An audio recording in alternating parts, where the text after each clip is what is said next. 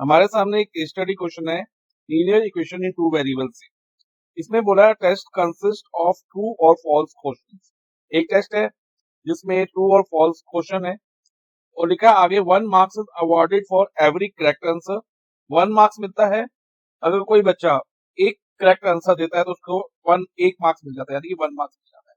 अब मान लो किसी स्टूडेंट ने 12 करेक्ट आंसर्स दिए, मान लो, तो उसको 12 मल्टीप्लाई बाय 1 यानी कि 12 मार्क्स मिल जाएंगे।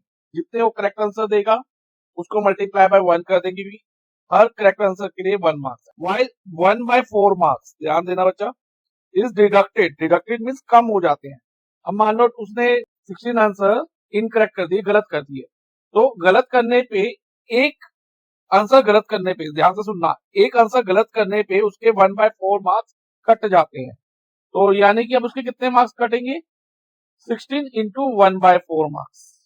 अगर वो 16 रॉन्ग आंसर देता है वो बच्चा, तो देखो कितने कट जाएंगे, 4 मार्क्स उसके कम हो जाएंगे अगर वो गलत आंसर करेगा। तो उसका टोटल स्कोर कैसे निकलेगा?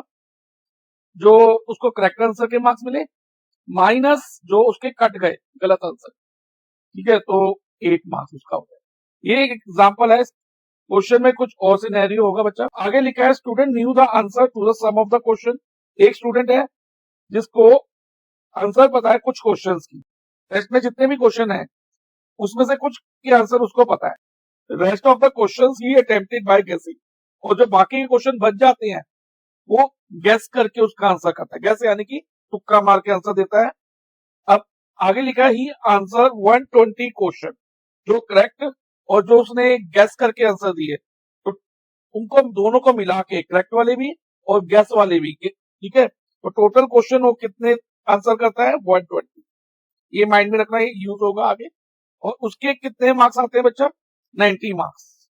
अब ये जो इंफॉर्मेशन है ना, उन्होंने टेबुलर फॉर्म में दी हुई है। यहाँ पर देखो वही लिखा है ना, ट्रू और फॉल्स टाइप ऑफ क्वेश्चन है, और हर करेक्ट आंसर के 1 मार्क्स हैं, और marks deducted for wrong answer 0.25 दिया। अब 0.25 देख के कंफ्यूज नहीं होना, 0.25 का मतलब 1/4 ही होता है।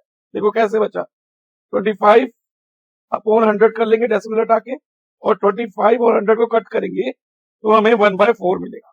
ओके, तो ये बिल्कुल जो ये इन्फॉर्मेशन पैराग्राफ में दी थी, अब ये इन्फॉर्मेशन उन्होंने टेबल की फॉर्म में दी। अब हमें क्वेश्चंस दिए हैं, कुछ 4 क्वेश्चन दिए हैं, उनके आंसर्स हमें करने हैं। ओके, तो हम 1 बाय 1 ईच क्वेश्चन सॉल्व करेंगे। तो क्वेश्चन नंबर 1 हम रीड करते हैं। क्वेश्चन नंबर 1 और 2 हम एक साथ सॉल्व करेंगे।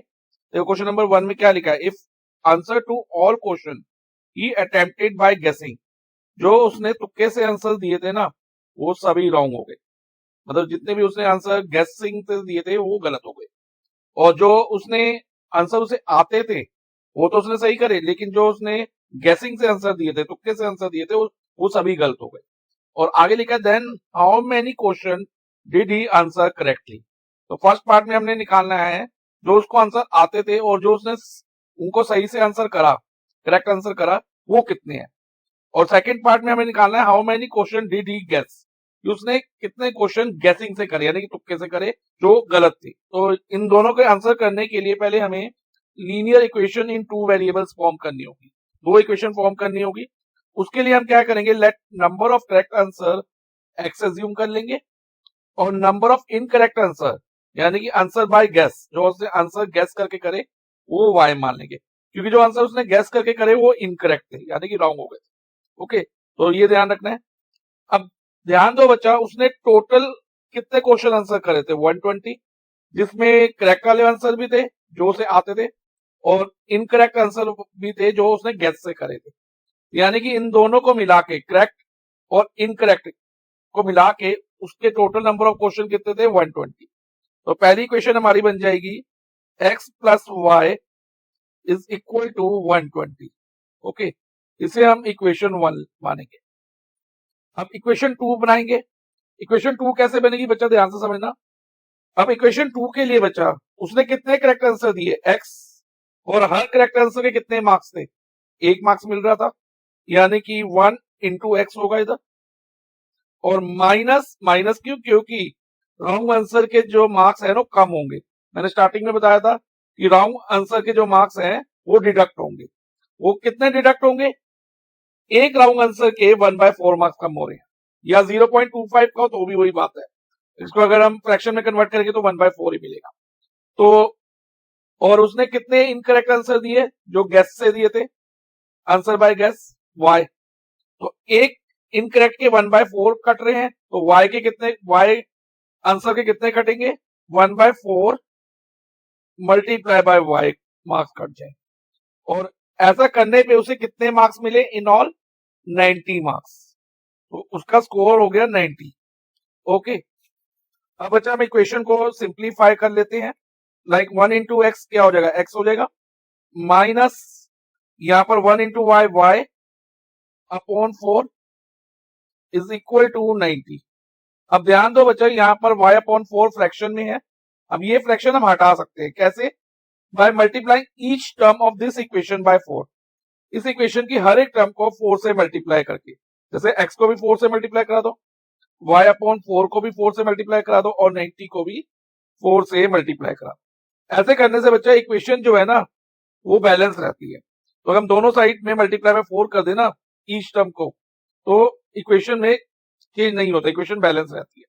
तो अब इक्वेशन क्या बन जाएगी, 4x माइनस, अब देखो बच्चा ये 4 और 4 कट जाएगा, minus y is equal to 90 multiply by 4 is 360। ये इक्वेशन 2 हो गई। ओके, अब हम इक्वेशन 1 और 2 को सॉल्व करेंगे। इसको पहले हम लिख लेते हैं इधर, like x plus y is equal to 120, equation 1 आई है, और इक्वेशन 2 हमारी क्या आई है बच्चा, 4x minus y is equal to 360। अब इसमें ध्यान दो बच्चा, जो y के कोफिशिएंट है वो सेम है और साइन भी अपोजिट है, तो प्लस वाई माइनस वाई हम डायरेक्ट कट कर सकते हैं एलिमिनेशन मेथड से इसको सॉल्व करने के लिए। अब देखो बच्चा, इधर x के आगे कुछ नहीं है तो 1 मानेंगे। अब प्लस और प्लस प्लस होता है, 1 प्लस 4 5, तो इधर आ जाएगा हमारे पास 5x, और इन दोनों को प्लस करके प्लस प्लस प्लस होगा, 120 प्लस 360 480।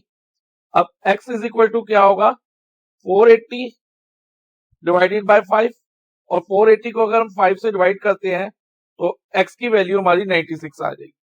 यानी कि नंबर ऑफ करेक्ट आंसर कितने हो गए, जो हमने x एज्यूम करे थे, इज इक्वल टू 96। अब ये फर्स्ट पार्ट का आंसर तो यही हो गया। अब सेकंड पार्ट में हमने निकाला था how many question did he guess.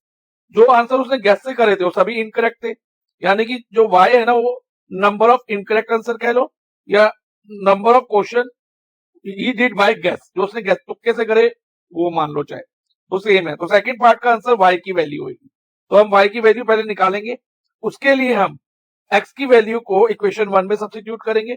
हम इक्वेशन 2 में भी कर सकते हैं, लेकिन इक्वेशन 1 में करना थोड़ा आसान है, तो इसलिए इक्वेशन 1 में ही मैं करता हूं इसको। तो x plus y is equal to 120।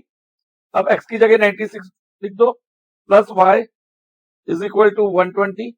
अब y इज इक्वल टू क्या होगा बच्चा, 120 प्लस 96, उधर जाके माइनस 96 हो जाएगा, तो 120 माइनस 96, तो y is equal to 24। y की वैल्यू 24 आ गई। तो यानी कि नंबर ऑफ इनकरेक्ट आंसर कह लो, या फिर कह लो how many question did he guess, number of question he guess, वो कितने होंगे, 24 होंगे। तो इस तरह से हमने फर्स्ट और सेकंड पार्ट सॉल्व कर लिया है। अब हम क्वेश्चन नंबर 3 सॉल्व करेंगे। इसमें लिखा है if answer to all question he attempted by guessing were wrong. जितने भी क्वेश्चन उसे अटेम्प्ट करे बाय गेसिंग, गेसिंग यानी कि तुक्के से करे, वो सब गलत हो गए, एंड आंसर 80 करेक्टली। ऐसा करने के बाद उसके 80 करेक्ट आंसर आए, then how many marks did he got, उसके कितने मार्क्स आए ये हमें निकालना है। तो ध्यान से समझना बच्चा, तो मार्क्स क्या होंगे उसके, 1 मार्क्स मिल रहा है एक करेक्ट आंसर का, तो उसने कितने करेक्ट आंसर दिए, 80 करेक्ट आंसर दिए, तो 1 इंटू 80, और डिडक्ट हो रहे हैं 1/4 मार्क्स।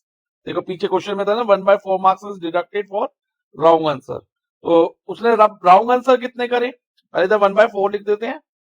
उसके टोटल क्वेश्चन जो उसने अटेम्प्ट करे थे ना बच्चा, 120 क्वेश्चन अटेम्प्ट करे थे, उसमें से 80 अगर करेक्ट हो गए, 80 अगर करेक्ट हो गए तो रॉन्ग कितने होंगे, 120 माइनस 80, 120 में से 80 माइनस कर देंगे तो उतने उसके रॉन्ग हो जाएंगे।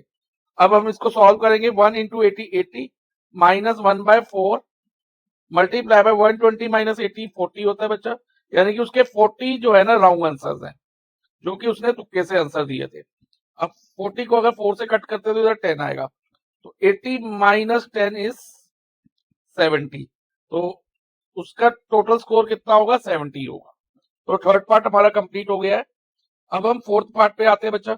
इसमें लिखा है answer to all question he attempted by guessing were wrong.